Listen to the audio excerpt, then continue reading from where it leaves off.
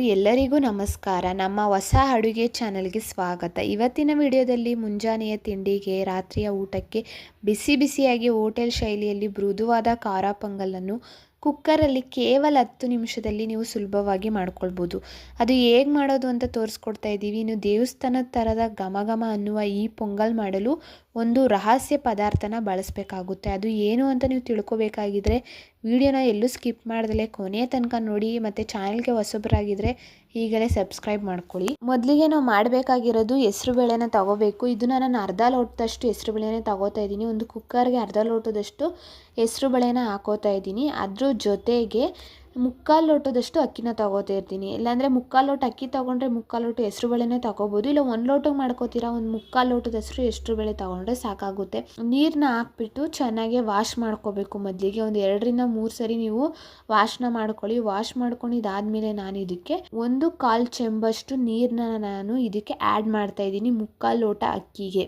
ಇದನ್ನು ನೆನ್ಪಿಟ್ಕೊಳ್ಳಿ. 1 ಲೋಟ ಅಕ್ಕಿ ತೊಗೊಂಡ್ರೆ ನೀವು 2 ಚೆಂಬಷ್ಟು ನೀರನ್ನ ನೀವು ಹಾಕೋಬೋದು. ನೀವು ಯಾವುದ್ರಲ್ಲಿ ಅಳತೆ ಮಾಡ್ಕೋತೀರಾ ಅದರಲ್ಲಿ 1ಕ್ಕೆ 2ರಷ್ಟು ಅಂತ ನೀವು ನೀರನ್ನ ಸೇರಿಸ್ಕೋಬೋದು. ಇನ್ನು 1 ಕಪ್ಪಷ್ಟು ನಾನು ಬೆಳ್ಳುಳ್ಳಿ ಹೆಸರನ್ನ ತೊಗೊಂಡಿದ್ದೀನಿ. ಸಿಪ್ಪೆ ತೆಗ್ದಿರೋ ಅಂಥ ಬೆಳ್ಳುಳ್ಳಿನ ಹಾಕೋತಾ ಇದ್ದೀನಿ. ಅದ್ರ ಜೊತೆಗೆ 1 ಕಪ್ಪಷ್ಟು 2 ದಪ್ಪನಾಗಿರೋ ಟೊಮೊಟೊನೂ ಕೂಡ ಹಾಕೋತಾ ಇದ್ದೀನಿ. ಹಾಕ್ಕೊಂಡು 1 ಸ್ಪೂನಷ್ಟು ಎಣ್ಣೆನ ಹಾಕೋತಾ ಇದ್ದೀನಿ.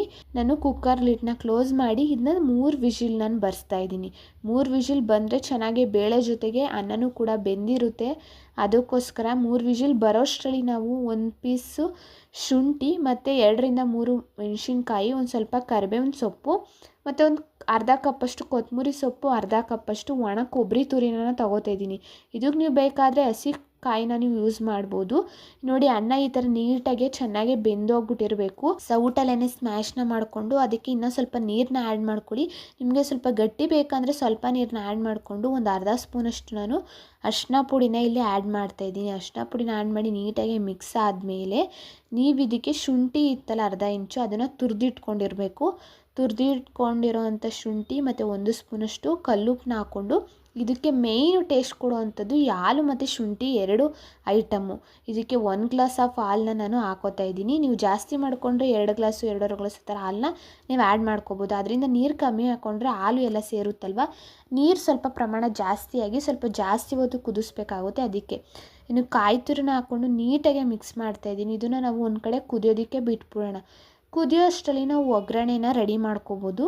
ಇದಕ್ಕೆ ಒಗ್ಗರಣೆ ಹಾಕೋದಕ್ಕೆ ಅಂದ್ಬಿಟ್ಟು ಒಂದು ಪ್ಯಾನ್ನ ತೆಗೆದುಕೊಳ್ಬೇಕು. ನೀವು ಆ ಪ್ಯಾನ್ಗೆ ಒಂದು 2ರಿಂದ 3 ಸ್ಪೂನ್ ಆಯಿಲ್ನ ನೀವು ಹಾಕ್ಬಿಟ್ಟು ನೀವು ಸಾಸಿವೆ ಮತ್ತು ಮೆಣಸು ಎಲ್ಲನೂ ಕೂಡ ಹಾಕ್ಬೋದು. ಇದಕ್ಕೆ ನೀವು ಬೇಕಾದರೆ ಗೋಡಂಬಿನೂ ನೀವು ಆ್ಯಡ್ ಮಾಡ್ಬೋದು. ಇದು ಮೆಣಸು ಸಾಸಿವೆ ಎಲ್ಲ ಲೈಟಾಗಿ ನೀವು ಅದು ಉರಿ ಬಂದಮೇಲೆ ನೀವು ಕರಿಬೇವಿನ ಸೊಪ್ಪು ಮತ್ತು ಮೆಣಸಿನ್ಕಾಯಿ, ಹೆಚ್ಚಿರೋವಂಥ ಮೆಣಸಿನ್ಕಾಯಿನ ಹಾಕಿ ನೀಟಾಗಿ ಫ್ರೈ ಮಾಡಬೇಕು. ನೀಟಾಗಿ ಅದು ಫ್ರೈ ಆಗೋಷ್ಟರಲ್ಲಿ ಇದು ಕುದ್ದಿರುತ್ತೆ. ಕುದೀತಾ ಇರೋವಂಥ ಖಾರ ಪೊಂಗಲ್ಗೆ ನೀವು ಒಗ್ಗರಣೆನ ಹಾಕ್ಬಿಟ್ಟು ಹಚ್ಚಿಟ್ಕೊಂಡಿರೋವಂಥ ಕೊತ್ತಂಬರಿ ಸೊಪ್ಪನ್ನ ಆ್ಯಡ್ ಮಾಡಿಬಿಟ್ಟು ನೀಟಾಗಿ ಮಿಕ್ಸ್ ಮಾಡಬೇಕು. ಇಲ್ಲಿ ಸಾಲ್ಟು ನಿಮಗೆ ಬೇಕಾಗಿದ್ದರೆ ನೀವು ಆ್ಯಡ್ ಮಾಡ್ಕೋಬೋದು, ಇಲ್ಲ ಅಂದರೆ ಸಾಕಾದರೆ ನಿಲ್ಲಿಸ್ಬೋದು. ಇದು ನೀಟಾಗಿ ಮಿಕ್ಸ್ ಆದಮೇಲೆ ಅದು ಕಡಿಮೆ ಸ್ಟೀಮಲ್ಲೇ ಇಟ್ಕೊಂಡು ನೀವು ಇದನ್ನ ಕುದಿಯೋದಕ್ಕೆ ಬಿಡಬೇಕು.